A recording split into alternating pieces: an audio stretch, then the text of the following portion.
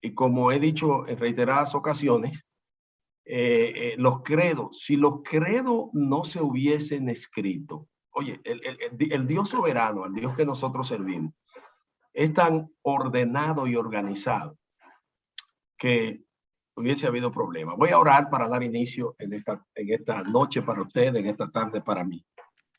Amante Dios que estás en el cielo, te doy gracias en estos momentos por darnos la oportunidad de poder compartir con tus hijos, Señor, en diferentes partes. Y te pido, Señor, que tú impartas sabiduría, conocimiento y ciencia a nosotros para aprender de tu palabra y para poder entenderte cada día. En el nombre de Jesucristo te doy gracias. Amén. Y amén. Pastor. Sí. Mil disculpas por la interrupción. Quería saber si podía poner al pastor Juan Olcese como host. Ay, sí, siempre acuérdeme eso. Podemos grabar. Entonces tengo que ir, tú sabes que yo no soy experto en esto, pero aquí está Juan Olcese, lo estoy buscando aquí. Bonía Alcántara. Juan Olcese. Making host. Ok, Pastor Juan, ya estamos listos. Muchísimas gracias, pastor. Siempre acuérdenme, señores, que... Sí, no lo queríamos interrumpir. No, eso es importante. Entonces, decía que mire, el Señor, cuando los teólogos hablaban de que Dios, eso lo dijo Calvino, que cuando Dios le da la salvación a una gente, Él automáticamente pone los medios de gracia para que esta persona alcance. Y nosotros tenemos que analizar nuestra vida. Nuestra vida es el ejemplo clásico de esa expresión. ¿Por qué nuestra vida es el ejemplo clásico de esta expresión? Porque si nosotros vemos nuestro pasado y donde estamos hoy día en el camino del Señor, vamos a encontrar que Dios a través de nuestra vida puso la condición. Esta, por ejemplo, aún el movernos del lugar donde nacemos a otra ciudad, en el lugar donde vivimos a otro barrio, se da eso, y en ese otro barrio nosotros encontramos a alguien, o en el trabajo que cambiamos, alguna circunstancia pasó en nuestra vida que nos acordamos y decimos, wow, yo no sabía que Dios estaba en eso. Y es bueno reflexionar en eso. Yo vengo ya aproximadamente 3 meses que yo vengo analizando mi vida, y vengo analizando los percances de mi vida, y vengo analizando en mi vida las cosas que han sido difíciles para mí.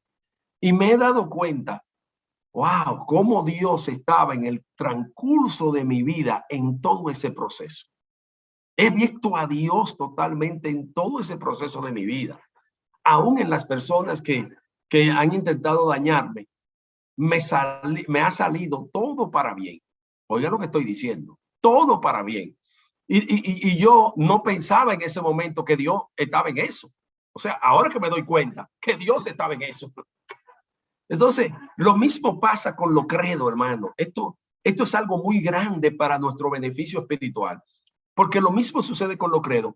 Cuando se forman los credos, lo que hace Dios es formar a su iglesia, la iglesia de Jesucristo, a través de todos los tiempos, en todos los idiomas y culturas, a que entendamos su absoluta gracia. Porque hay personas, escúcheme bien, como el hombre en la cruz, que va a ser salvo y ya.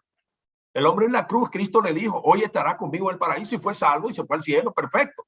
Pero hay otros que quedaron en la tierra y que nunca entendieron la magnitud relacional con el Cristo al cual ellos le sirven, o a quien adoran, al Cristo a quien ellos adoran, a Cristo a quien ellos le sirven, a Cristo a quien ellos aman.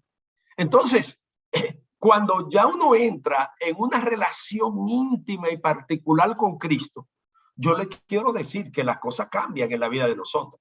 No hay suceso, no hay condición en tu vida, en tu vida, estoy hablando personal, olvidémonos de que somos pastores aquí, olvidémonos de que somos ministros, olvidémonos que somos personas que estamos sirviendo a un público, a una comunidad, a unas ovejas. Y vámonos a lo personal en nuestra relación con Dios. Porque de hecho, el asunto de los credos y de nuestra relación con Dios y del aprender todo esto, no es porque yo estoy aprendiendo esto para enseñarlo. Yo estoy aprendiendo esto para mí, para vivirlo. Y luego que yo lo recibo en mí para vivirlo, entonces automáticamente de mi semana una naturaleza que yo voy a enseñar eso. Porque se va a convertir en mí como parte de la esencia de Jesucristo mismo. Un error que estaba hablando con tú sabes que nosotros en la Iglesia Reformada, que más adelante cuando ustedes vean los gobiernos, cuando entremos en el gobierno de la Iglesia Reformada, hermano, mire, y las otras cosas, ustedes van a amar este sistema. Miren, en la Iglesia Reformada, para uno ser pastor, tiene que tener mínimo en Estados Unidos una maestría en teología. Si no, no puede ser pastor. Entonces, cuando nosotros entramos, que yo vine hace 32 años, yo creo en los dones que las personas tienen, que Dios llama, aunque no tenga la educación. Oiga eso, porque quien llama es Dios. La educación teológica no te da un llamado a ti de pastor, ni que vaya al instituto. Olvídese de eso, es Dios que da eso. Entonces, nosotros reconocemos, porque Dios es soberano y Él hace como Él quiera, porque Moisés no sabía hablar y tenía que usar a Aarón. Pero el que llamó Dios, ¿a quién fue? Al que no sabía hablar. O sea, había que decirle a Dios, mira, Señor, tú te has equivocado. El inteligente o el que sabe expresarse bien, el orador es Aarón. ¿Cómo tú vas a poner un mudo o un ñato, decimos nosotros, o un fañoso, cuando ese hombre no sirve para eso? Pero Dios no lo preparó a él para que fuera el comunicador. Dios preparó a él su corazón para darle el llamado y prepara entonces a Aarón para que sea el comunicador. Oye, qué cosa. Y así fue. Entonces Dios preparó a Pedro en cierto sentido para que sea intrépido, pero prepara la intelectualidad de Pablo para llegar a los filósofos y para poder Dios presentar su revelación a nivel escritural y sus enseñanzas. Entonces, en medio de ese proceso, nosotros encontramos que el aprendizaje principal es lo que Dios haga. Entonces, ¿qué pasa? El Señor lo que hizo fue que prepara nuestro corazón. Después que prepara nuestro corazón, estoy hablando de nuestra relación íntima con Dios, no de teología ni nada de eso, evangélico todo, hijo de Dios, siervo de Dios, como te quiera llamar. Entonces lo que hace la Iglesia Reformada, que hacía durante tantos años, era eso. Y los que tenían dones, eso no existía, lo que nosotros, entonces usamos un sistema, nosotros empezamos a pelear por ese sistema y dijimos, como es por asamblea y votación y cosas, pudimos presentar que hay personas que no tienen la educación, pero tienen el llamado. ¿Qué vamos a hacer con ellos?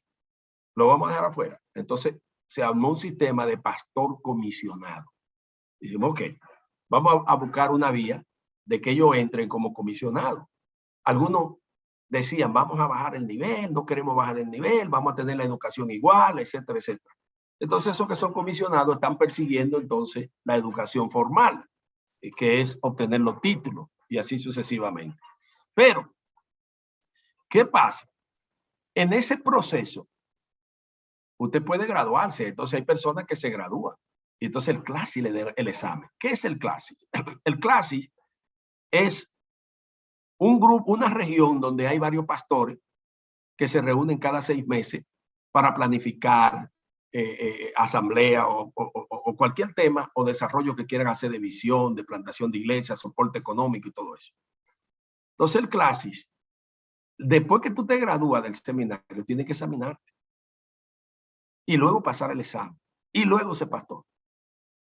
Entonces, eso ha hecho que dos cosas, que se preserve la condición de la iglesia, porque el que está mejor, el que está preparado tiene menor posibilidad de equivocarse. No es que no se equivoque, tiene menor porque conoce. Si yo no soy mecánico y me pongo a poner la mano al carro mío, voy a tener problemas. Se me daña el carro, yo vengo y empiezo a desarmar, como tenía un miembro en mi iglesia en Canadá, cuando yo era pastor, que él era mecánico, hispano. Entonces, cuando él desarmaba un motor, él le ponía unos alambres que hay de diferentes colores, amarillo, donde iba rojo, oye, y hacía como un dibujo en ese motor. Y después que él armaba el motor, a veces yo lo visitaba, porque me llamaba, ven, vamos a hablar de la palabra, y iba. Y yo le decía, oye, tú armaste ese motor, pero quedaron piezas. Dice, no importa, si está funcionando, está bien. Recording in progress. Y yo le decía, ¿cómo es que entonces tú puedes arreglar un carro, tener pieza afuera? Dice, mientras funcione está bien, Andrés. Digo, que no puede ser. En esa pieza están ahí por algo. Dice, no, pero mira, yo lo doy para adelante, lo doy para atrás y sigue funcionando. Ese tipo era un bárbaro, pero él hacía eso. Entonces, lo mismo sucede en nuestra vida de conocimiento y escritural. Entonces, cuando nosotros tenemos esa vida de escritural, nosotros tenemos que entender, en primer lugar, que no lo sabemos todo. En segundo lugar, que nuestra relación personal con Dios es lo más grande que puede existir. Entonces, cuando ya usted da la palabra y enseña a su gente, cuando usted conoce a Cristo, no hay gente que no se doblegue a lo que usted diga. Eso es increíble, porque no es usted que lo está diciendo. Es el Cristo que usted tiene adentro que habla por usted, en vez de ser el intelectual que usted tiene en la mente que habla usted mismo. Una cosa es llegar al intelecto y otra cosa es llegar al corazón. Y se llega al corazón cuando el Espíritu Santo está con nosotros y cuando nosotros tenemos comunión con Dios. Se llega al intelecto cuando nosotros tenemos conocimientos intelectuales, pero no tenemos la unción del Espíritu. A eso se le llama la unción del Espíritu. Entonces, cuando forman los credos y se forman los credos, el propósito de eso era más para nosotros que para enseñarse. Eso es lo que quiero decir en mi introducción. O sea, el interés era más que yo aprendiera a conocer a Dios en que yo enseñara a Dios. ¿Por qué? La fe produce obra. No es que la obra produce fe, es la fe la que produce la obra. Cuando usted tiene la fe, automáticamente se refleja y viene la obra. Entonces, este credo es el credo apostólico. Se cree, debe decirle, cuando yo uso estos términos, es porque la gente desconoce y una gente da una opinión sin tener un fundamento cierto o cabal, como dicen los centroamericanos. Se cree que el credo probablemente se originó en su forma actuar en la Galia, en el siglo IV, siglo V, ni siquiera todavía, o sea, no se sabe. Esa es una de las teorías. Ahora bien, una teoría es un pensamiento especulativo puramente racional, independiente de toda aplicación. Es una teoría, es una de las teorías, hay varias. Por ejemplo, eso estaba ligado a la forma anterior y como Jesús es el Señor. Y la fórmula trinitaria del Padre, Hijo y Espíritu Santo que aparecen en el Nuevo Testamento. Por ejemplo, en la tradicional confesión bautismal de Hipólito de Roma, en las reglas de fe en Roma, se tenía que mencionar que por eso, fíjese, ¿de dónde viene? Es que cuando nosotros bautizamos, cuando estoy refiriéndome a nosotros, estoy hablando de los evangélicos que bautizamos en el nombre del Padre, del Hijo y del Espíritu Santo, cuando uno va a bautizar a una gente. Hipólito fue el primero que hizo eso en Roma. Recuerde también que en la época que pasa esto, no era católico, apostólico y romano la iglesia, era la iglesia universal, o sea, era la iglesia evangélica. Entonces, desde ahí nosotros tomamos hasta el día de hoy la tradición de que cuando vamos a bautizar a alguien, mucho se hace así para que no haya confusión con Sabelio o la filosofía de Sabelio, la filosofía de los unitarios o de lo que llamamos lo solo Jesús. Porque el problema que hay en esto es muy importante. Fíjese que la iglesia solo Jesús o la iglesia unitaria es una iglesia que cantan como los evangélicos trinitarios, oran, reprenden demonios, todo, que tú te metes en una iglesia, creen en los dones del Espíritu Santo y tú dices, oye, pero esto es una iglesia como Asamblea de Dios, iglesia de Dios, ¿me entiendes? Y uno dice, aquí hay una sana doctrina. No, el problema de ellos es que ellos creían en un término llamado, y creen todavía, el patripacianismo. ¿Qué es eso? Bueno, el patripacianismo es que Jesucristo cuando murió en la cruz no fue Jesucristo. Ellos no creen que fue Cristo que murió. Ellos creen que el que murió fue el Padre. Ahora, imagínate una teología o una iglesia que a veces tenemos al lado de nosotros, unitaria, y dice que Jesucristo no murió, sino que murió el Padre. La pregunta que hay que hacerse es esta. Si el Padre es el que muere, entonces no puede ser Dios. Si Dios muere, no puede ser Dios.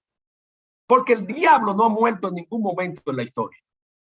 Es decir, cuando uso la palabra morir, estoy usando el término dejar de existir. Entonces, si el Padre deja de existir 3 días y 3 noches, el Padre, entonces hay problemas, señores. Porque entonces, ¿qué pasaba en el mundo entonces? Si Él controla el mundo, si Él es el soberano, si Él es Dios todopoderoso.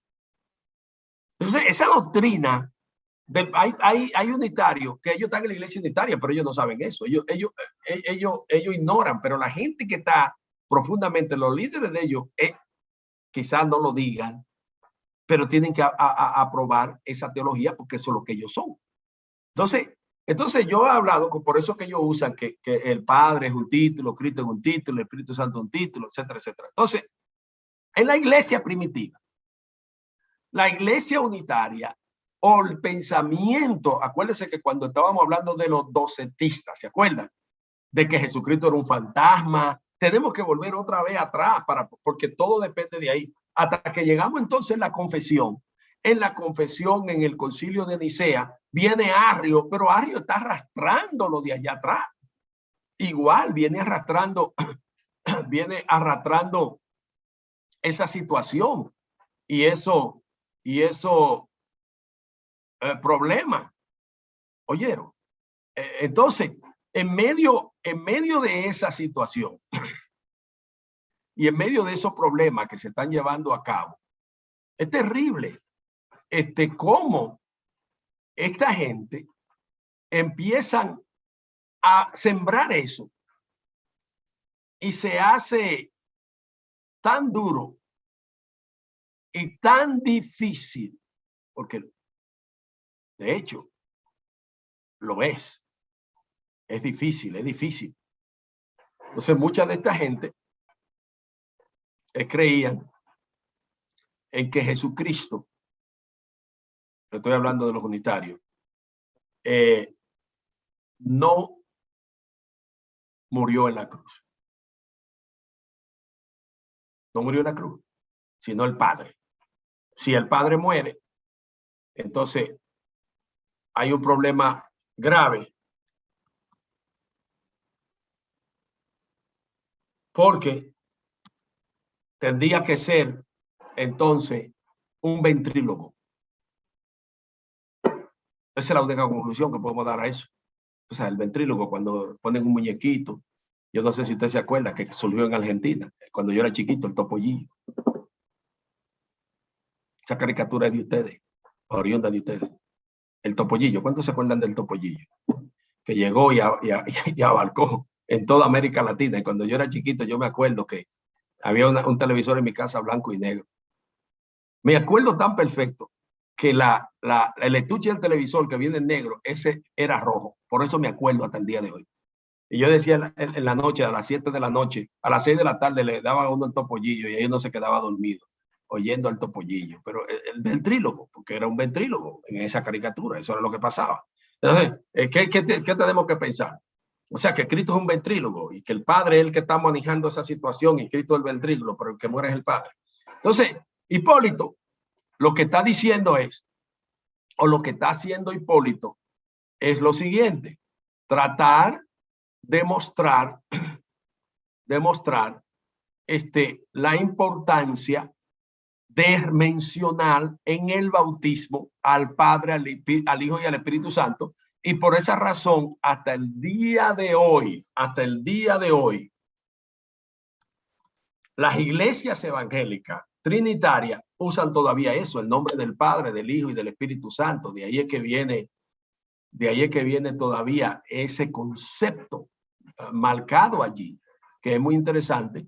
Ese concepto marcado era por la razón de poder dar el matiz de que había que hacerse así para negar la convicción que se vivía en el momento y que se vivía en la época. En otras palabras, nadie en la época de la que estoy hablando, la gente no hacía la cosa, era muy raro. Habían algunos que sí lo hacían, pero muy poco. En otras palabras, decir, bueno, yo voy a hacer algo porque yo lo siento o yo siento por el Espíritu. Había gente que hacía eso, pero habían otros que para hacer algo se preguntaban dónde, cuándo, por qué y para qué. Entonces se le hacía más difícil a lo farsante, a la falsedad, se le hacía más difícil poder entrar en una falsedad. ¿Me entiende? Y por eso se hacía de la manera que se hacía. Entonces, ¿qué pasó con ese movimiento unitario? ¿Qué pasó? En el principio se da el problema, pero la cuestión sigue desarrollándose con el monarquianismo, el arrianismo y el adopcionismo, que vamos a hablar de ello. Entonces, vámonos al credo, para que ustedes vean que este es el primer credo. Seguimos con el credo, pero yo tengo que ir para atrás. Cuando me refiero a atrás, tengo que volver a la historia, qué pasaba, qué fue lo que sucedió, qué fue lo que pasó en ese entonces, para que nosotros podamos tener un entendimiento más claro de él.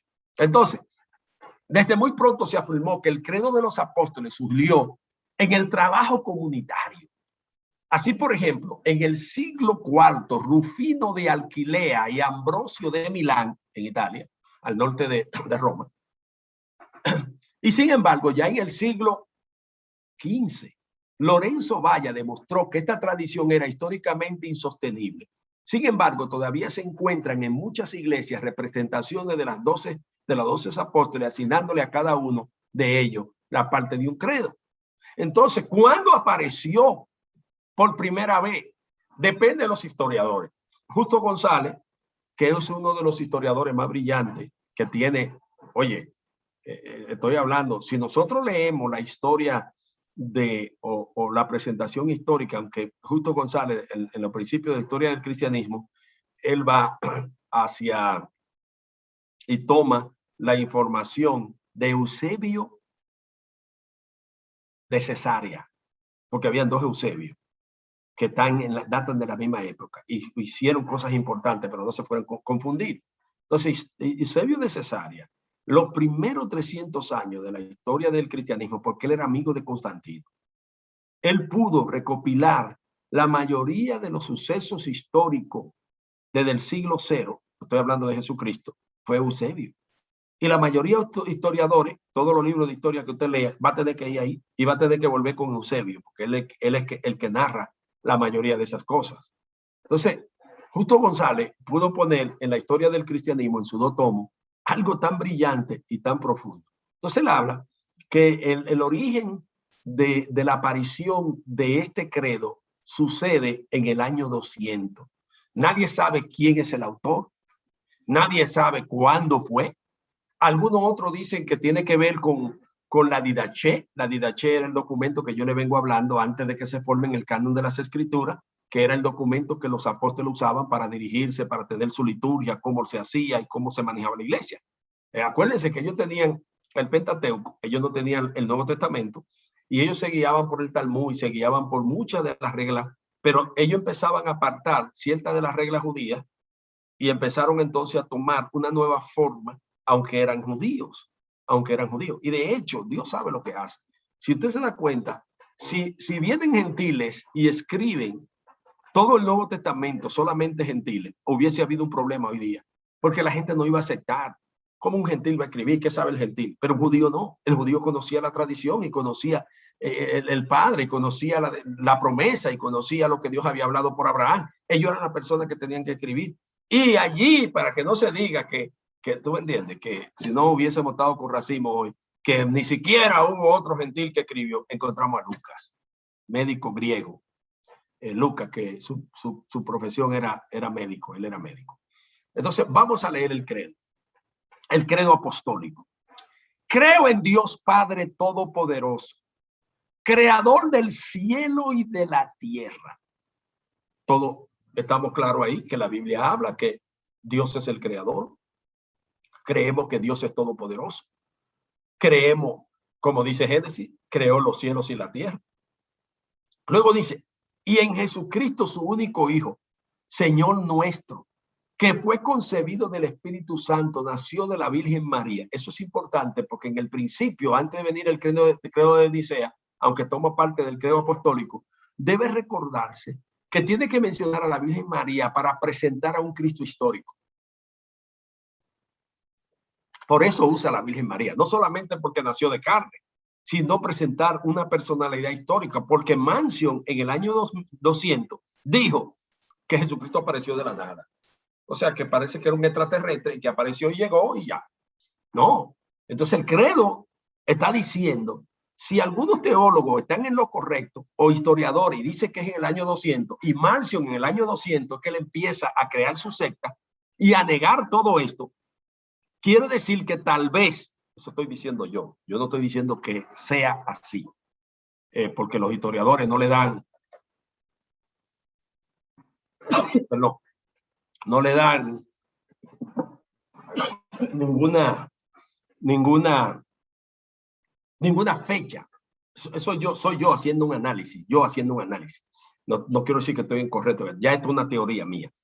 Que si yo atando cabo, como dicen, vamos a hacer un análisis atando cabo. Si Marción surge en el año 200 y los historiadores concuerdan con lo que estoy diciendo de Marción, pero no concuerdan cuándo se escribe el credo.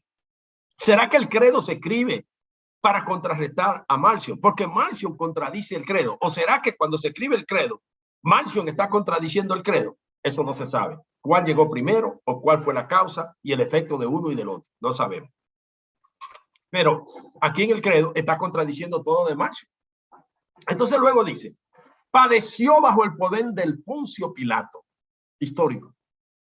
Es un punto histórico. Fue crucificado, muerto y sepultado. Descendió a los infiernos. Al tercer día resucitó de entre los muertos. Subió a los cielos y está sentado a la diestra de Dios, el Padre Todopoderoso, y de allí vendrá al fin del mundo y juzgará a los vivos y a los muertos. Mire aquí.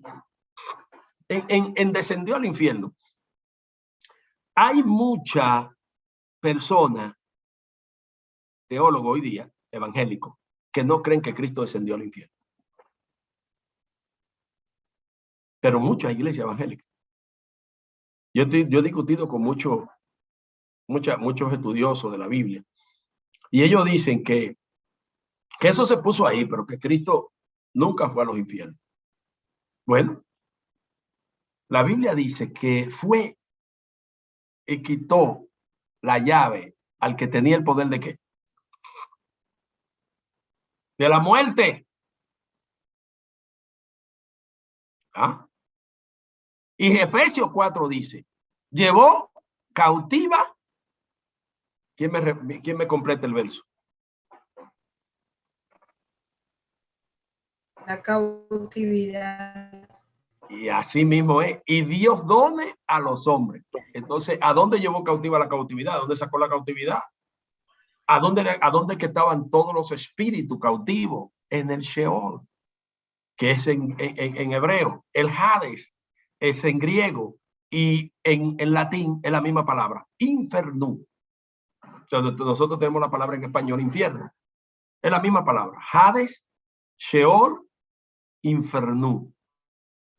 Entonces, si él desciende ahí tiene que mostrarle al que tiene el poder de la muerte que él es todopoderoso. Y tiene que vencer a la muerte en su propio lugar porque él resucita de entre los muertos. Por eso es que Pablo dice, si Cristo no resucitó, vana es nuestra fe, vana es nuestra predicación. El fundamento de la evangelización de Cristo se basa en la resurrección de los muertos, en la resurrección de Él, para darnos a nosotros seguridad de que vamos a resucitar de entre los muertos. ¿Cómo es que yo puedo seguir a un Dios que no me ha mostrado a mí resurrección con poder y que ha vencido la muerte? Es decir, al Sheol, al infierno, al Hades. Lo venció Cristo. Pero hay teólogos que dicen no. Miren, como decían algunos de los historiadores y algunos de los teólogos, de los padres de la iglesia, si Cristo es el ejemplo de restauración del postrer Adán, si no es Cristo el ejemplo, hay que buscar a otro Dios para que nosotros adoremos, porque estamos perdiendo el tiempo todo el mundo. Hay que buscarse, hay que encontrar a alguien. Y yo todavía, bueno, no lo he encontrado, sino que Cristo es el único que presenta las evidencias fidedignas de ese poder transformador, gloria a Dios, de ese poder grande es Cristo, nadie más, no hay otro. Por eso Pablo dice, no hay otro nombre debajo del cielo dado a los hombres en quien podamos ser salvos. Y entonces hace una afirmación diciendo, Jesucristo, y luego lo pone, hombre. No pone Jesucristo un fantasma, no puede poner eso, como hicieron los docetistas. Porque si Pablo pone Jesucristo el espiritual, entonces me pone a mí en una posición inalcanzable. Inalcanzable. Por eso es que cuando escribe Hebreo, en el 4:12, Hebreo 4:15, que dice que Jesucristo fue tentado en todo conforme a nuestra semejanza, pero sin pecado, es lo que me da a mí esa garantía. Esa garantía, Cristo que me da la garantía. Si yo no tengo esa garantía de Cristo, mire, la fe de nosotros no sirve para nada.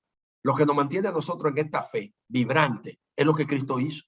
Es lo que Él hizo por nosotros. Es como Él venció. Es como Él ejecutó todo ese proceso para nosotros poder obtener esa salvación que el hombre y los seres humanos cayeron en las desgracias por causa del pecado. Entonces, sigue diciendo el credo apostólico, que no es muy largo. Dice, creo en el Espíritu Santo, la Santa Iglesia Universal, la comunión de los santos, el perdón de los pecados, la resurrección de la carne y la vida perdurable. Amén. Esto tenía que ver también con parte de la filosofía sincretista que venía por ahí, por la India y esos sitios. ¿Ven? Porque la única nación por ahí o cultura que creía en una resurrección, se van a sorprender, eran los egipcios. La demás gente no creían en resurrección. Ellos creían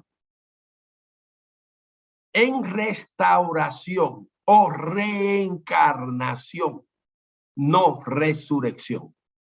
Que la reencarnación es reencarnar en otro cuerpo, simplemente.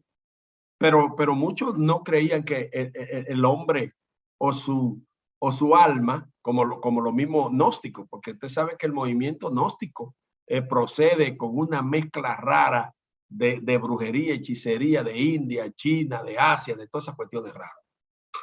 Y ellos nunca se les fue revelado el conocimiento. Entonces, ¿qué pasa en medio de todas estas luchas? Entonces, cuando presenta el credo, estos 3 puntos que aparece allí, el Padre, Jesucristo el Hijo y el Espíritu Santo. Entonces, Los movimientos religiosos de toda la época, de toda la historia. Encontramos el caso de Marción en el año 200. Seguimos adelante, entonces nos encontramos que la influencia de Marción duró aproximadamente hasta el año 500, después desapareció. Ya nadie siguió esa filosofía. Luego encontramos en el siglo XVI un movimiento llamado el movimiento socionismo, que es el mismo movimiento unitario que viene peleando ya en el 325 cuando Arrio, recuerda que Arrio, la defensa de la Trinidad, y por eso es que viene la discusión allí. Y también hay otro grande de los padres de la iglesia que se confundió mucho, que fue Justino Martí, que escribió muy bien él. Pero él se unió en cierto sentido a la filosofía de Arrio porque él quería presentar a un Dios unitario como el Dios Jehová de los judíos y no quería aceptar la Trinidad o la deidad. Entonces, este movimiento religioso, el socianismo, que se basa en la teología unitaria bajo la inspiración de dos teólogos del siglo XVI. Uno se llamó Lessio Sozzini o Socino.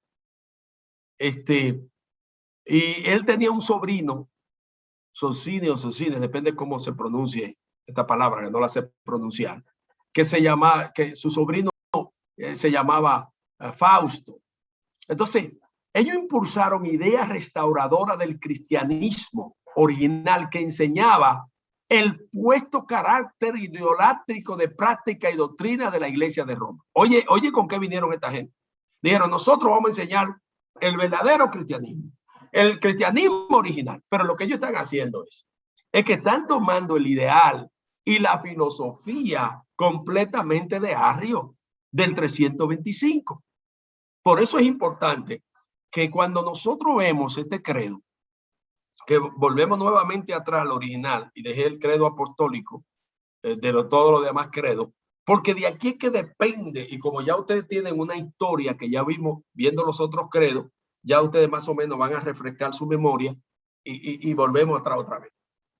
El socialismo enfatizaba los primeros libros de la Biblia y el Nuevo Testamento. Estamos hablando del siglo XVI. Su interpretación era de tipo racionalista. O sea, en la interpretación de las escrituras, tú no puedes racionar para interpretar las escrituras. Esta cuestión no es por razonamiento, es por fe. Y para fe, más el justo por la fe vivirá. Mire, yo le voy a decir algo. Yo tengo tanta pregunta de Dios y de la Biblia y de esta cuestión,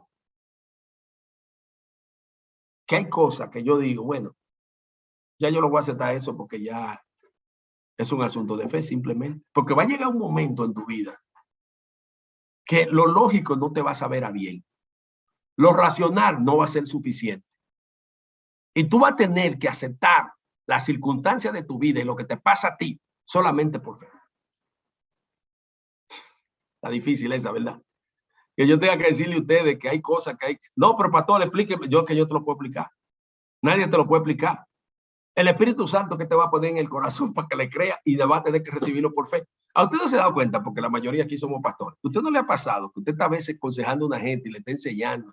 Oye, usted quiere buscar un machete y abrirle la cabeza a ese necio y meterle el conocimiento y lo que usted quiere para que cambie y no puede. Y tú dices, oye, pero esta gente sí son telcos. Todo el tiempo en la oficina preguntándome, oye, ya estoy hasta cansado. ¿Cuánto mate tú no te has tomado con gente de que para ver si le arregla los problemas? Y son tan telcos, discúlpeme con esa palabra, que no hay manera que ellos te puedan entender, señor. No te van a entender nunca. Yo caí en una conclusión, déjame contarle, entre nosotros, ¿me entiendes? Yo caí en una conclusión. Yo tengo 32 años ininterrumpida, como 33, como pastor. O sea, pastor 33 años. Pastor 33 años. Y he llegado a una conclusión.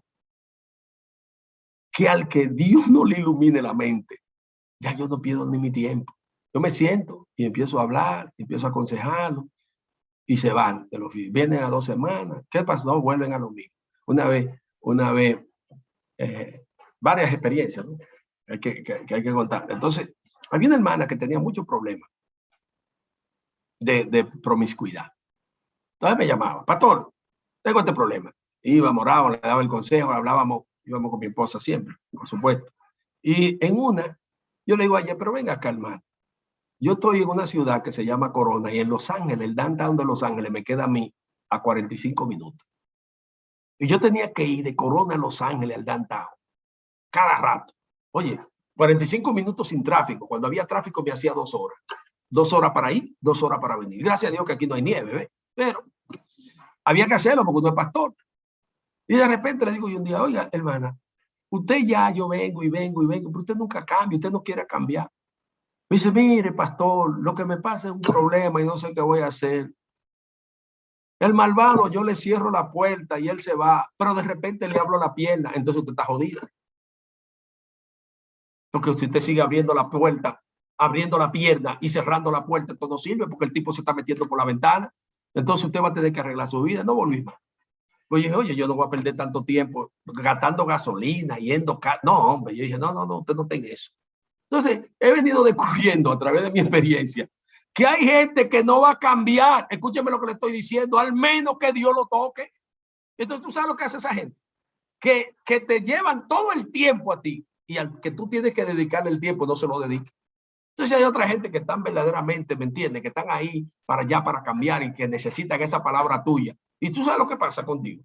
Que tú estás perdiendo el tiempo con otros sinvergüenza que no quieren cambiar y no quieren porque Dios no lo ha tocado. Y no tiene que ver con ellos, tiene que ver con Dios porque el que toque Dios al final del camino. Pero entonces ya yo empecé a cambiar, ¿tú me entiendes? Mi posición por los 33 años que tengo luchando con gente. Entonces, ¿qué sucede? Que cuando tú analizas la Biblia de una forma racional, te va a pegar de frente. Tienes que analizar la Biblia por la fe y para la fe, porque el justo por la fe vivirá. Eso fue lo que le pasó a Martín Lutero.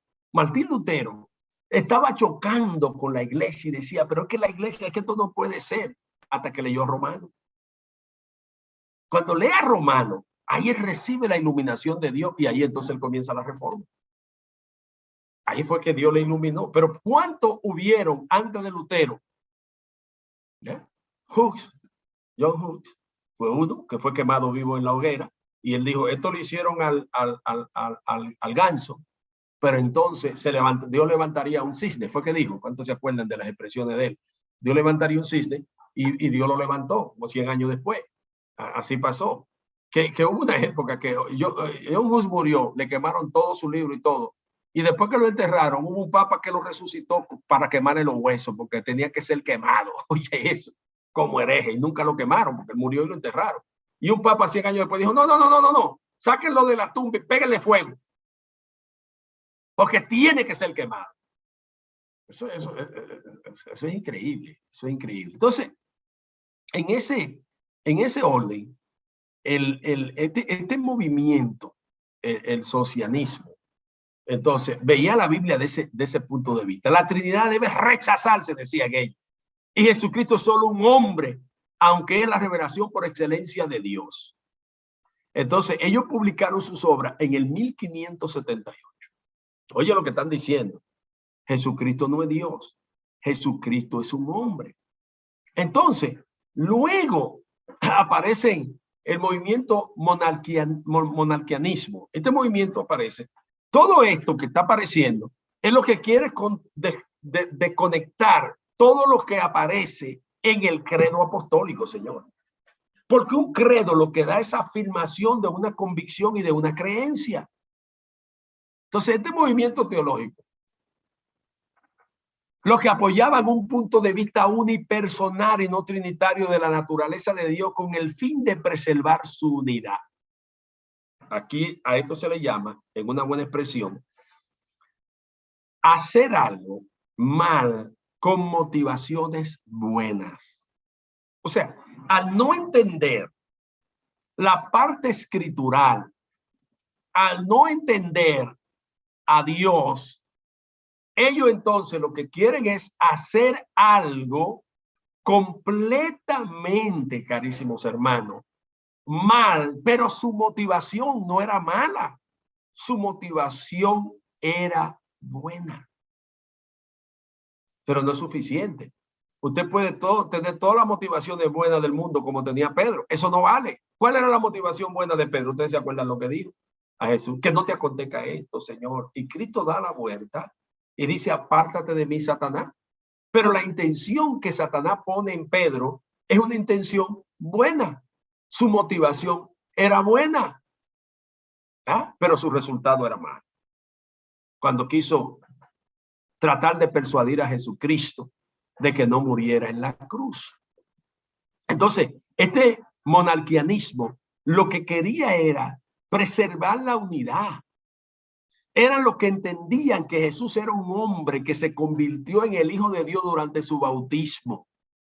Hay otro grupo que también le llamaban monarquianismo modalista, los que afirmaban que tenían en sí la divinidad completa. Para ello, la encarnación de Dios el Padre era un esfuerzo por mantener la divinidad del Hijo y la unidad de Dios. Estos últimos profesaban el sabelianismo. Por ejemplo, Tertuliano en el siglo XIII acuñó el término monarquianismo. Fue Tertuliano que lo usa por primera vez. Entonces, Sabelio es uno de los que empieza entonces a usar. Imagínate, ya ustedes se están dando cuenta que entonces le están dando al Padre, al cuerpo de Cristo. Ahora, no podemos confundir esto. Porque cuando el Padre, por medio del Espíritu Santo, hace sombra en María, toma Cristo, un cuerpo humano, de parte de María. Por eso el cuerpo de Cristo estaba limitado a tiempo y a espacio. Dios podía hacer lo que él quería con ese cuerpo, en las funciones que él quería. Pero Jesús descansaba, Jesús dormía, Jesús comía. Entonces esta gente querían poner ese cuerpo de Jesús como que el cuerpo del Dios el Padre estaba dentro de Jesús como un estuche y no le iba a pasar nada. Ni se iba a cansar, ni se iba a agotar, ni nada de eso le iba a pasar. Entonces sabemos lo de Arrio, lo que sucedió y toda la lucha que ya vimos. Esto pasa en el concilio de Nicea y todo lo que vimos de Nicea. Luego viene otro grupo que le llamaban los adopcionistas. Entonces, esta era una forma primitiva de la cristología y debe distinguirse del adopcionismo. O sea, pese al elemento comunes, por ejemplo, del adopcionismo pudo ser la forma de entender la relación Cristo-Dios entre algunos judeocristianos que consideraban a Jesús como un hombre al que el Padre hizo Señor y al que el Padre hizo Dios, con lo que intentaba mantenerse dentro de la ortodoxia judía. Por ejemplo, hubo un movimiento que se llamaban los ebionistas, que fueron uno de los primeros grupos adopcionistas, y debe distinguirse entre estos adopcionistas otras interpretaciones similares que algunos eruditos modernos atribuyen a los nestorianos antioqueños y teólogos de la época. Si ustedes se acuerdan que estuvimos hablando acerca de Néstor y la teología de él, que después fue despuesto y lo sacaron. Entonces, todo esto no quedó allí, señores. De hecho, el movimiento islámico comienza con la ideología de Nestorio.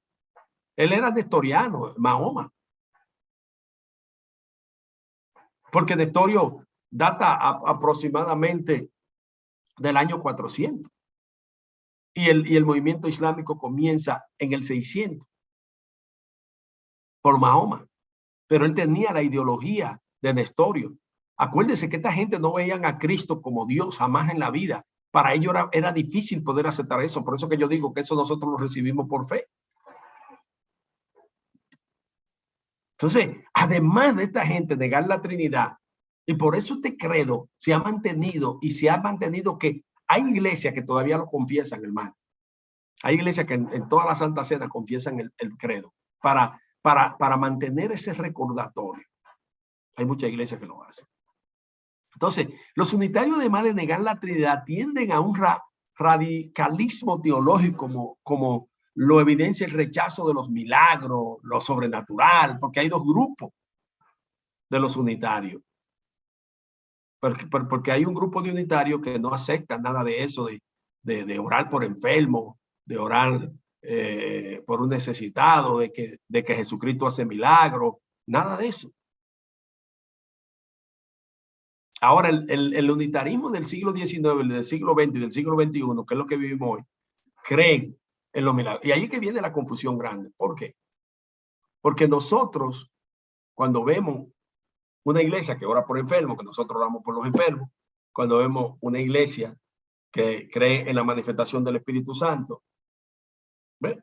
Entonces uno dice, oye, pero esta gente, pero cuando uno viene al meollo de la doctrina, ahí viene el problema. Entonces las tendencias antitrinitarias se reflejaron nuevamente durante la Reforma en el siglo XVI como reacción a la posición trinitaria de Roma de los principales reformadores protestantes. El más famoso teólogo antitrinitario de ese periodo fue Miguel Servet. Miguel Servet era un teólogo, pero ese no creía en la Trinidad tampoco. Era médico español perseguido por los católicos y los protestantes. Tenemos que ver en parte interesante en la historia. Usted sabe que esa gente se perseguía y se mataba. No como hoy. Uno dice, ah, esta persona no cree como yo, siga su camino. Antes no, usted no cree como yo, hay que matarlo. Y se hacían juicio, y se mataban. Físicamente se mataban, se quemaban vivos, unos y otros. Los cristianos quemaban y los católicos quemaban, los unitarios quemaban. Era así, era una situación. Eso era terrible lo que pasaba. Por ejemplo, en Polonia, la predicación de Valentino Gentilis, Juan Pablo Alciato y el doctor Blandrata, que también predicó en Hungría, abrió el camino para los avances del socialismo y la formación de la llamada Iglesia Menor o Hermanos Polacos. El movimiento logró infinidad de seguidores, pero fue restringido, después eliminado casi completamente. Nosotros vemos en la historia, estaban los valdenses, un grupo, estaban los anabautistas, encontramos a los hugonotes en Francia, que los hugonotes desaparecieron todos. Hasta el día de hoy no se sabe, lo mataron a todos.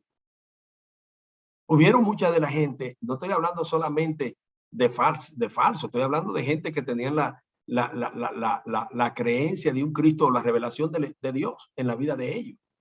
Tenían la revelación de Dios.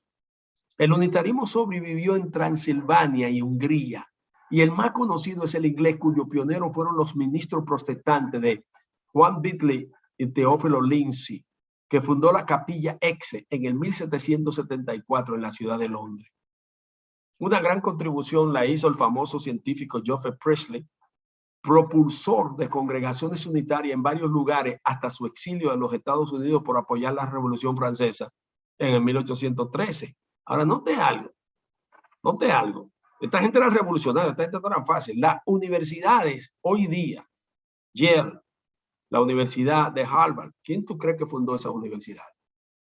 Fueron unitarios. La gente dice hoy día y se dice, bueno, estas universidades eran cristianas. Bueno, en el término general sí eran cristianas, pero en el término real los fundadores fueron unitarios, la mayoría, y que vinieron por causa de persecuciones de Francia, de Inglaterra y de otros lugares de Europa. Entonces, ya fíjense cómo viene entonces la lucha entre si se acepta o se protege o no el credo. Que luego, posteriormente, ustedes saben que de las iglesias cristianas evangélicas, desde el 1910, porque cuando llega la iglesia evangélica, o vamos a decir, sí, que así la podemos llamar, la Asamblea de Dios, que fue la que hizo un trabajo extraordinario para América Latina, que se divide de la iglesia metodista libre en los Estados Unidos y que llega a Chile en 1910, 1901, Argentina también. En la República Dominicana llegaron para el 1800 y tanto, porque creo que estaba más cerca. Ese movimiento de Norteamérica que arrasó, creciendo, avasallando en América Latina, llevando el evangelio. Que en Chile le llaman Canuto, o le llaman Canuto porque alguien dice que tal vez había un predicador que se llamaba así, Canuto. Y hay diferentes historiadores que presentan los sucesos de este desarrollo histórico. Pero fíjense qué pasó aquí. Se desarrolla eso, pero no fueron con una teología, ni fueron con una confesión, ni fueron con una enseñanza. En la iglesia de donde yo nací, a mí nunca me... aquí está, Knut Horn, el que llevó, gracias por esa información, muy interesante. Fíjense, hay algo muy interesante en esto, porque a nosotros nos dieron el evangelio, pero a nosotros no nos enseñaron. El discipulado que nos dieron a nosotros fue un discipulado de orar, de ayunar, de apartarnos de las cosas malas, y fue bien. Pero a nosotros no nos dieron una enseñanza de originalidad, de sucesos y acontecimientos de lo que podía pasar. Entonces, aquí viene otro problema que pasa con este movimiento. ¿Por qué? Fíjese, cuando Presley organizó una iglesia en Pensilvania que se llamaba King Chapel, iglesia episcopal de Boston, debe notarse que se llama iglesia episcopal porque cuando hubo la guerra entre Inglaterra y Estados Unidos, la iglesia era anglicana, pero al llegar a Estados Unidos le cambiaron el nombre y se le puso iglesia episcopal, pero es lo mismo. Entonces se convierte en una congregación unitaria bajo el liderazgo del reverendo James Friedman. Una serie de teólogos liberales pasó entonces al unitarismo y llegaron a controlar la cátedra, la enseñanza de Harvard por un tiempo. Ellos controlaban esa enseñanza. Ahora bien, la Asociación Unitaria Americana se unió al partidario del universalismo. ¿De dónde viene esta gente? El universalismo es que cree que todo el mundo es salvo y que nadie se va a perder nunca. Ahí es que confunden la teología calvinista. Y quiero hacer un paréntesis en esto porque ese es el origen de esto. Este movimiento religioso, el universalismo, se remonta a la iglesia antigua, ya que en Alejandría se presentó como apocatastasi o restauración. Entonces, numerosos teólogos de la época fueron influidos por la idea que Dios al fin salvaría a todos. Al fin Dios va a salvar a todo el mundo. Al fin no importa lo que usted haga.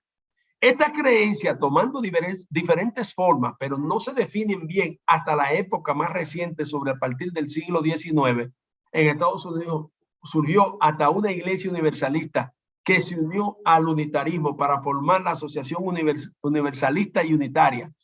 Entonces, mire qué es lo que pasa aquí. Es muy interesante este punto dentro de esta misma confesión. Cuando usted oía de Calvino, muchos de ustedes oyeron. Los que oyeron eso, me levantan la mano. Eso que voy a decir. Mucha gente decía, yo no soy calvinista, porque esta gente cree, salvo siempre salvo. ¿Quién oía ese presidente? Calvino nunca dijo eso. Eso era universalismo. Calvino dice que si una persona verdaderamente salva, tiene que vivir en santidad, tiene que apartarse del pecado, y si no se aparta del pecado, no es salvo. Entonces, cuando uno creció en América Latina, yo me acuerdo que la gente decía, mire, este cree salvo, siempre salvo, porque cree como Calvino. Calvino lo que presentaba era la elección, que Dios elige, y al que Dios le da salvación, la salvación que Dios da no se pierde. Eso es lo que decía Calvino. Pero Calvino nunca predicó el universalismo. El universalismo lo promueven esta gente y sobre todo, James Friedman. Recuerde siempre ese nombre, anótelo. Porque cuando usted esté hablando acerca del calvinismo, la gente le va a decir, tú crees que salvo siempre salvo. No. James Friedman fue el que dijo eso. Y él fue el que enseñó profundamente y abiertamente el universalismo. Y hay muchas iglesias universalistas y hay muchos pastores que son universalistas. Ellos no van a predicarle a nadie el evangelio. Ellos no van a salir a tocar una puerta porque ellos dicen, ¿para qué yo voy a perder mi tiempo y mi gasolina y mi sudor y mi dinero predicándole a alguien que yo sé que como quiera al final va a ser salvo? Lo voy a escribir el nombre del reverendo James, que es Santiago Friedman. Entonces, nosotros tenemos que entender muy claramente que cuando uno entonces entiende de dónde vienen estas informaciones que la gente le brindan a uno y que le traen a uno, y que uno repite cosas sin hacer una investigación sobre el asunto, tiene problemas. Entonces, eso han sido la consecuencia de que hoy día nosotros o muchos de nosotros tengamos verdaderamente, hermano, una doctrina fidedigna. Hubieron gente que se dedicaron, hubieron gente que se mantuvieron, hubieron gente que amaron a Dios y preservaron la doctrina que hoy usted y yo disfrutamos en el nombre del Señor. Es importante también entender esto. La doctrina tiene mucho que ver con el comportamiento cotidiano del individuo. El evangelio de buena doctrina transformó y benefició a la sociedad y al mundo donde quiera que va. El evangelio abre trocha y avanza en la sociedad. Mire, es tan tal que la historia no quiere hablar de eso. Ustedes saben que quien descubrió en Arabia, el petróleo se descubre en Texas. Por eso es que si usted ve en la bolsa de valores, dice el petróleo de Texas está en tanto, no dice el petróleo de Arabia.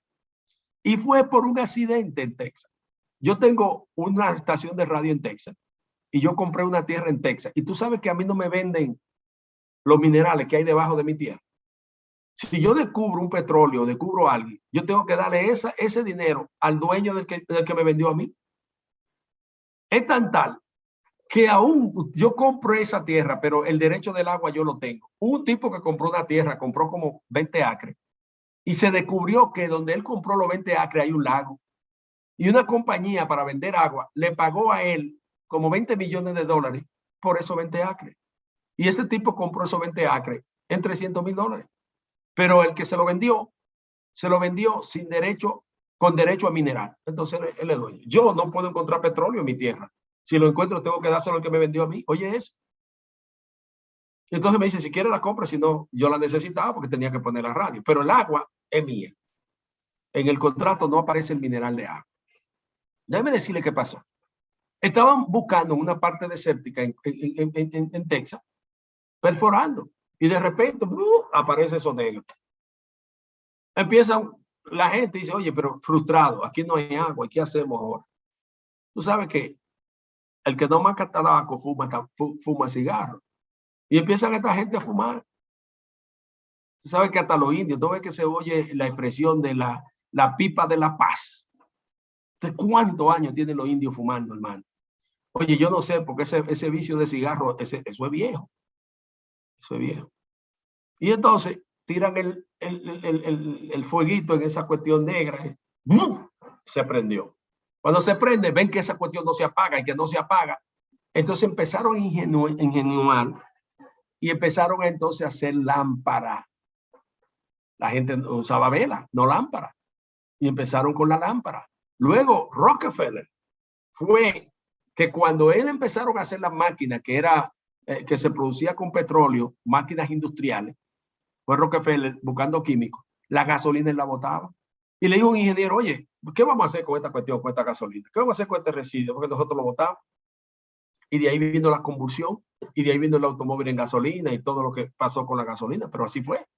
Pero fue en Texas que se inventó eso. Entonces, se tomó ese petróleo y se hacían lámparas de querosén, que le llamaban, y después se hacía lámpara de asfalto, y se hacía asfalto para mantener el fuego encendido en la noche todo el tiempo.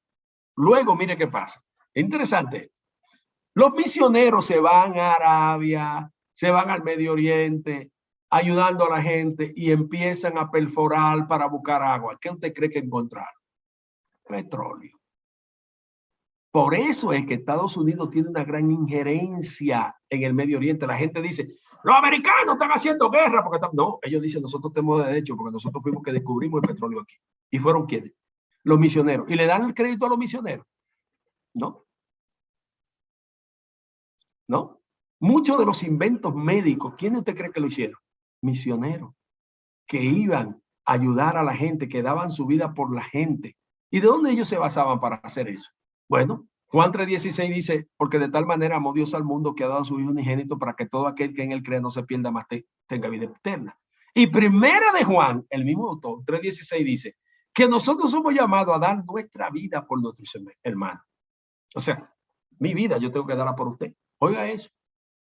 Así mismo de simple. Entonces, cuando la gente leía la Biblia y lo creía en la Biblia, entonces yo lo hacía. No era que se lo inventaba, no como ahora. Ahora yo voy a la entidad y si quiero predicar, usted tiene que darme un asado, 3 mates y darme una ofrenda grande. Si no, no voy. Pagarme un hotel de lujo, buscarme al aeropuerto, pagarme el pasaje. Y no me quedo en casa de nadie. Tiene que ser un hotel 5 estrellas. ¿Se da cuenta? Eso es lo que hacemos ahora. Antes no se hacía así. Antes la gente iba y hacía el trabajo como debía de hacerse, por el amor. Entonces, esto, lo que estoy diciendo es que la doctrina, vuelvo a caer en la doctrina, que cuando la gente tiene una doctrina sana, entonces ayuda a la sociedad, al mundo, a la comunidad y a todos. Por eso es importante una sana doctrina. El que no tiene una sana doctrina no le importa, porque no ha aprendido a favor de la humanidad y del ser humano. Así es. Voy a abrir para algunas preguntas, opiniones, en esta noche. Y terminamos con los credos. En la próxima clase de la próxima semana, entonces, vamos a ver qué le presentamos. La confesión belga o alguna de las confesiones. Pastor, disculpe, Dios lo bendiga. Amén. ¿Me podrías repetir cuándo es que aparece, en qué año aparece este credo? No hay seguridad. Le datan mayormente al año 200 después de Cristo. Acuérdese que el de Nicea es en el 325. Ajá. Y luego aparece otro en el 381. Y luego aparece otra confesión en Caledonia en el 356. O sea que el más antiguo es ese. Y no se sabe tampoco el autor o los autores tampoco. Algunos dicen que cada una de esas frases la puso cada uno de los 12 apóstoles. A mí no me gusta llegar ahí. ¿Tú sabes por qué? Porque se hace como muy sensacionalista eso. No sé si tú me entiendes. Lo quieren hacer como muy perfecto. Y yo no creo en ese tipo de narración así que son tan perfectas como quien dice, los 12 apóstoles son los que hicieron esto y uno puso esta parte. No te pongas. A Dios no hay que ayudarlo. No sé si me entiende. Vamos a hacer lo práctico, histórico y lo que dice la historia. Porque uno lo puede hacer sensacionalista y hermano y este credo. Usted ve que hubieron 12 apóstoles y cada uno dijo una palabra y hasta uno le da hasta esta frase la dijo Mateo, esta frase la dijo fulano. Eso no podemos caer en eso. El sensacionalismo no es verdad. Todo lo que tenga que ver con sensacionalismo no hay que creer nada de eso. Gracias. Porque a Dios, con Dios no hay que añadir nada. Amén. Gracias. Okay. Reverendo, tengo una pregunta. ¿Hay una diferencia o hay mayor importancia entre el credo de Nicea y el credo de los apóstoles? No, porque fueron momentos históricos que la circunstancia dio para eso. O sea, la iglesia se va moviendo y las circunstancias, por ejemplo, hoy día, yo tengo que decirle esto a ustedes.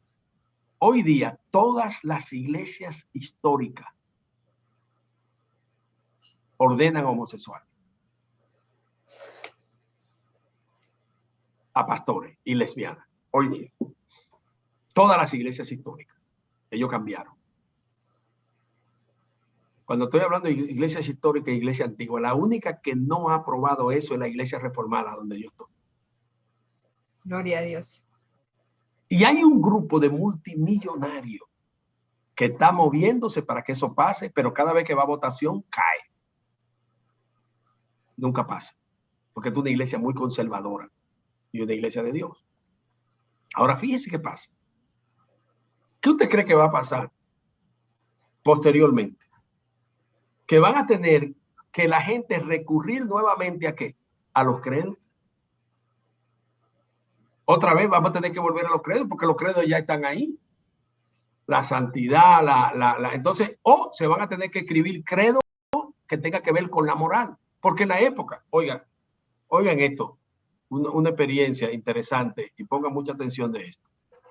Yo voy a la reunión del sínodo un día y hay una mujer que es lesbiana que está sentada con el Rembo. Y yo estoy indignado porque un clase la mandó a ella y ella está en la mesa. Y yo le digo a ella, ¿y qué significa esto que está aquí? Y me dice que yo acepto y afirmo. Hay dos expresiones que tenemos que tener claro. Yo acepto, pero no afirmo. ¿Qué significa que yo acepto? Que yo dejo entrar a los homosexuales a mi iglesia, pero yo no lo afirmo. Pues yo lo tengo que predicar, ¿me entiende? Eso es aceptarlo, que no soy homofóbico, pero yo no afirmo. Entonces, yo le dije, ¿y tú qué eres? Me dice, yo soy pastora, lesbiana, pero como la iglesia reformada no me quiso a mí ordenar, yo me fui a la iglesia unida en Cristo y ellos me ordenaron. Entonces, la persona que tenía que disciplinar a ella no la disciplinó. Ok. Entonces yo le hice esta pregunta. Yo le dije, yo te voy a hacer una pregunta y te lo voy a hacer con sinceridad. Del año, escúcheme bien, 0 a el año 725, hubieron aproximadamente 1.500 asambleas, 1.500 asambleas hubieron locales, que fueron concilios, se le llamaba concilio, regionales y concilios universales.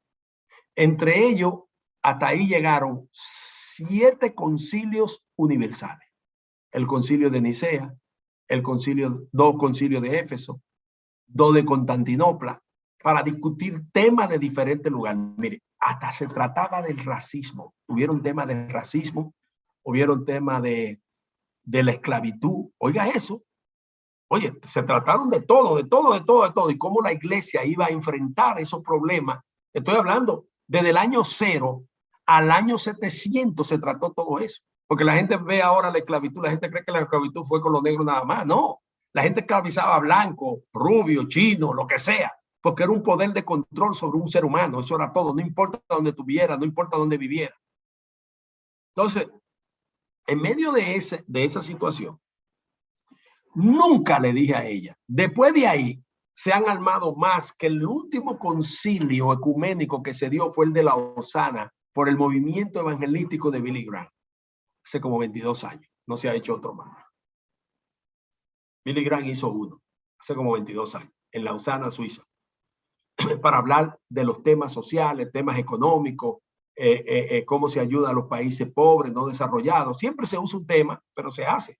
El Vaticano, ellos no hacen concilio universal porque ellos creen que como son la única iglesia, por eso que yo les dije anteriormente que la iglesia católica no es ecuménica. Por eso cuando ellos hacen el concilio del Vaticano II, el concilio del Vaticano I, ellos no invitan iglesias, ni evangélicos, ni nadie. Vengan aquí para que usted oiga lo que vamos a hablar. No, pues ellos dicen, no, es que ustedes son falsos, los verdaderos somos nosotros.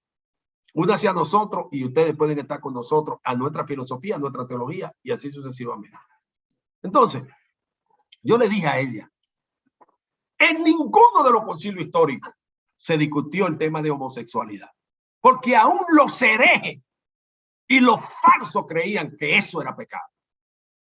¿Cómo tú me vas a decir a mí? Entonces yo le pregunté a ella, yo quiero que tú me digas a mí, ¿dónde tuvo Jesucristo a favor del LGTB? ¿Dónde tuvo Jesucristo? Que en ninguno de los concilios se mencionó eso. Y al contrario, Pablo lo presenta condenándolo en Corintios, condenándolo en Roma y lo presenta en su carta. Entonces yo quiero que tú me expliques eso. ¿Sabes lo que me dijo? Yo no había pensado en eso. Déjeme decirle qué ha pasado con eso.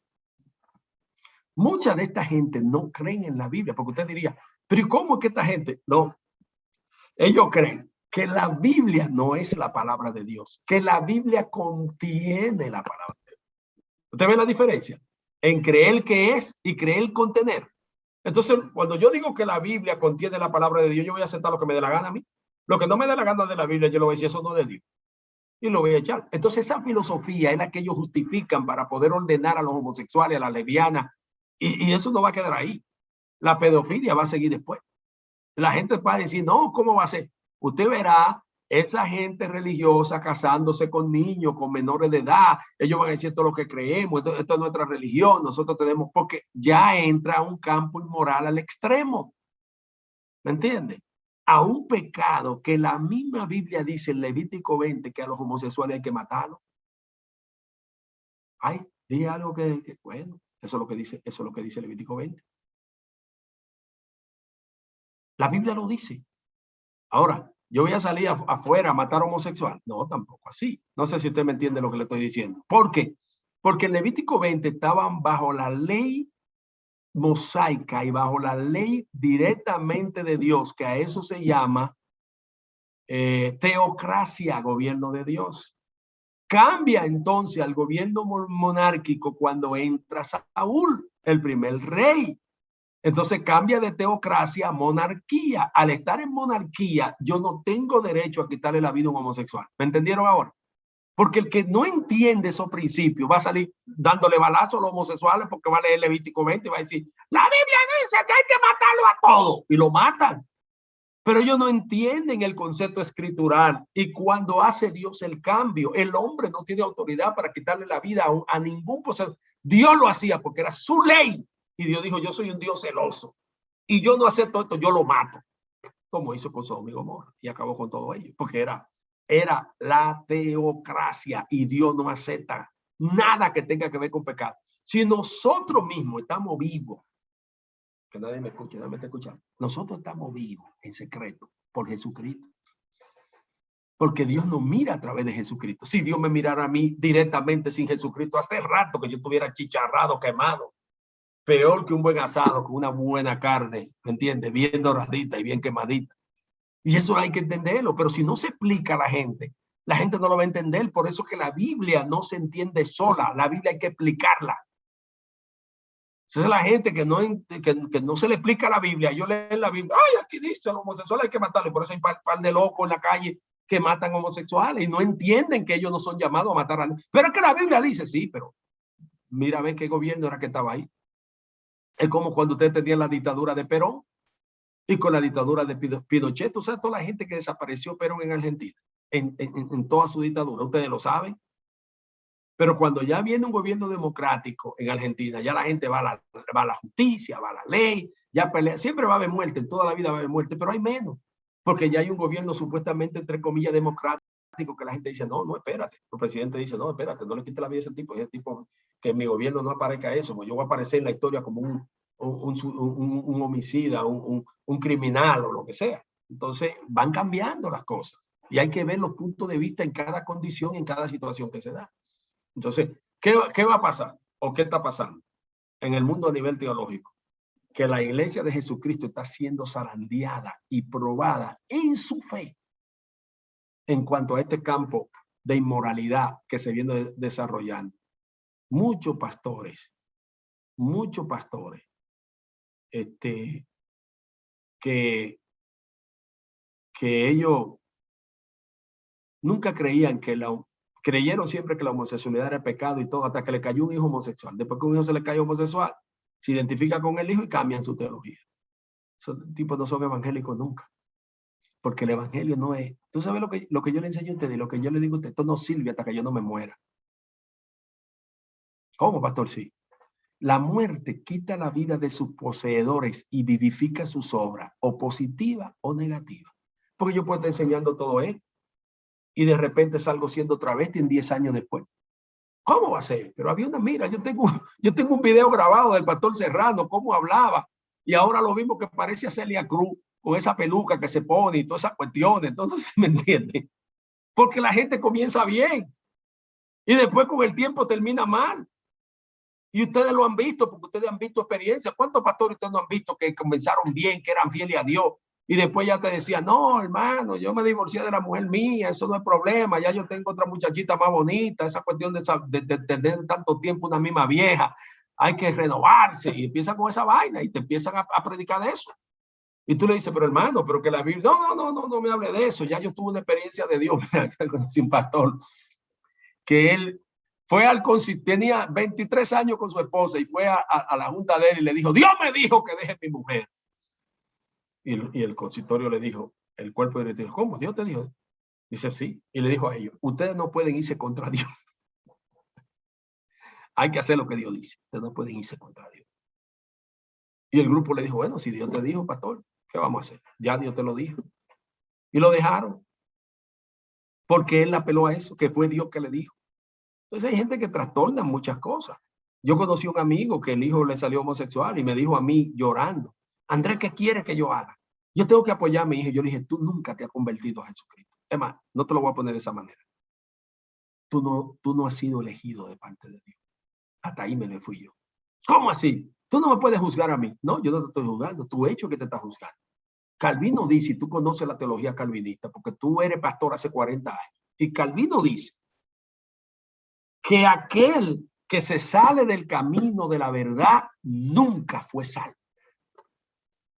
Porque no es, dice Pablo, del que corre, sino del que llega. Corremos todo, pero uno solo se lleva el premio. Y dice Pablo, asegúrese de que usted tenga ese premio. Asegúrese de tener ese premio. Eso no quiere decir que no tengamos debilidades, no es eso. Y a veces la gente no entiende una cosa y otra. Miren, el afirmar un pecado como válido y bueno es un problema. El reconocer una caída es otra cosa. La gente que cae en pecado, adulterio, fornicación, que son los pecados que la mala gente menciona, porque los pecados de robo nadie dice nada. Estos ladrones que están acabando en las iglesias, nadie habla de eso. La gente nada más quiere hablar de los pecados que son aparentemente escandalosos. Pero pecado es pecado cualquiera que sea. Pero en base a eso es una situación muy difícil. Así que gracias, carísimos hermanos, en esta noche. Gracias por acompañarnos y que sea de bendición para ustedes toda esta conversación. Y pronto nos vemos en Argentina. Ya estoy desesperado por ir a Argentina. Así es. Así que bendiciones. Cuídense mucho. Sigan orando por nosotros para que Dios nos ayude y nos llene de fuerza. En el nombre de Jesús. Amén. Bye.